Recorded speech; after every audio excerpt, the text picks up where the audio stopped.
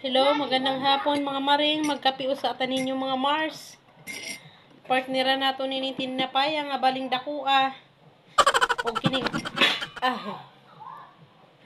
o kining saging mga Mars. Saging to doon kalama makinuha ko. Karon lang kumukaon mga Mars pero kahapon maghapon wa ako'y kaon. Karon lang nagtimo-timo og konti ba kay lisod gining ang anak may sakit no?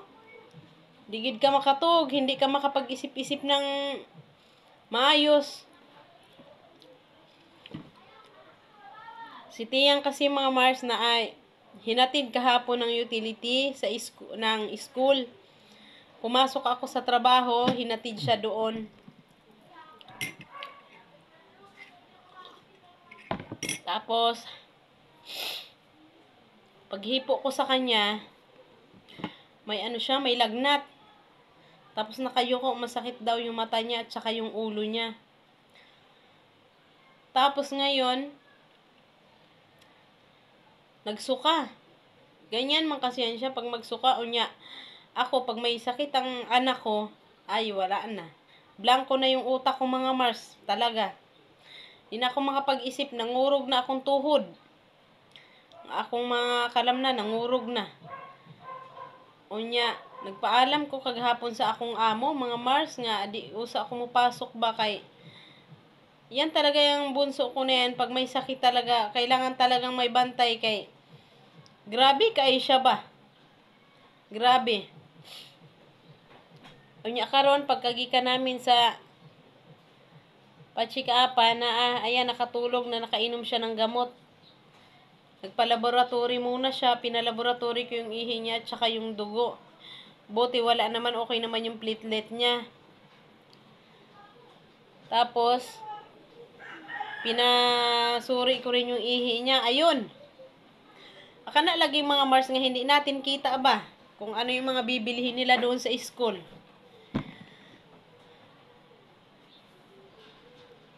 Siguro nagbili-bili og mga chichirya, tanawa kong mga mata mga Mars oh. Dabaling dako asa kong aibag, malagyan gyud din tawag mga notebook. Kay wa man pug koy tuog kay napraning manggod. Sinabihan na nga ako nung kagabi, nag-impake ako. Kaya hindi talaga bumababa yung lagnat ni Althea. Nag 39.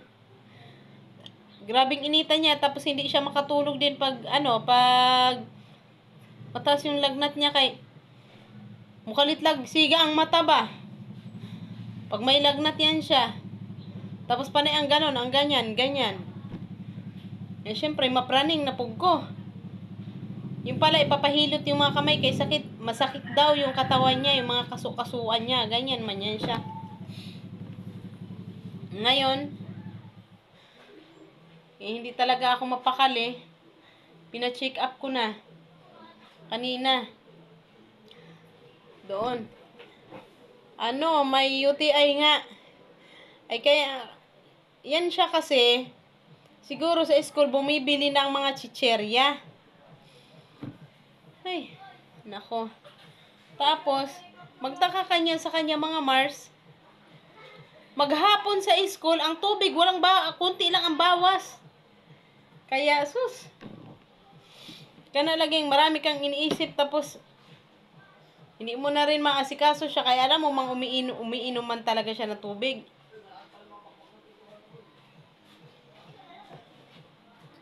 Kaya yan talaga siya, pahingip talaga na mapapansin mo na rin yan siya, nakayuko na masakit ang ulo, pero yun pala, may UTI na pod.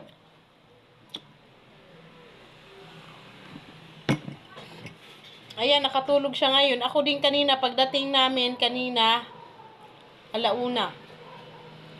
Pagdating namin kanina, pinainom ko lang siya ng gamot. Ayan, nakatulog siya, pinagpawisan. Bukas naman yung mata. I-check up ko naman bukas yung mata. Kasi kami tumuloy doon kanina kasi umaambon. Tapos, gusto daw niyang matulog. Ang hirap talaga mga Mars pag may sakit yung mga anak natin, no?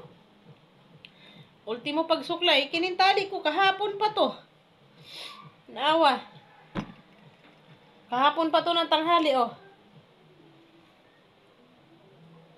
Ngayon, pagising ko, nakaramdam ako ng, grabe na, hindi ko na rin kaya. Nanginig na rin talagang tuhod ko, eh. Sobrang panginig na rin ang tuhod ko, kaya, pinainit ko kay ate yung saging. Nga, ipanuba namin doon kala mama, nung isang araw. Partner ko sa kape ba? Pero nakatulog naman na din ako kasi nga kagabi nga, walang kain, walang, nagsigi ng kog tunga nga kay Teyang kay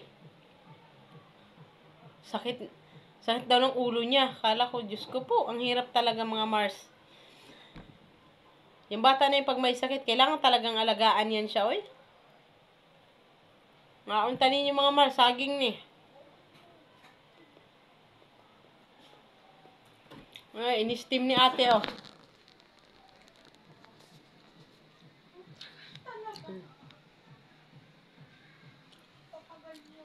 In-steam niya tong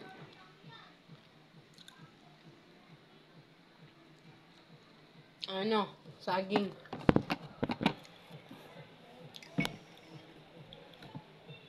Sakit akong ulo, eh. Napay mga ligpiti na.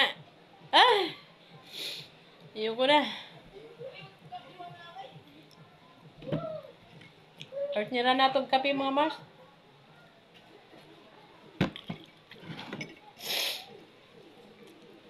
Ako po, pag wala po itulog, bahing ng bahing, sipon na, may sipon na.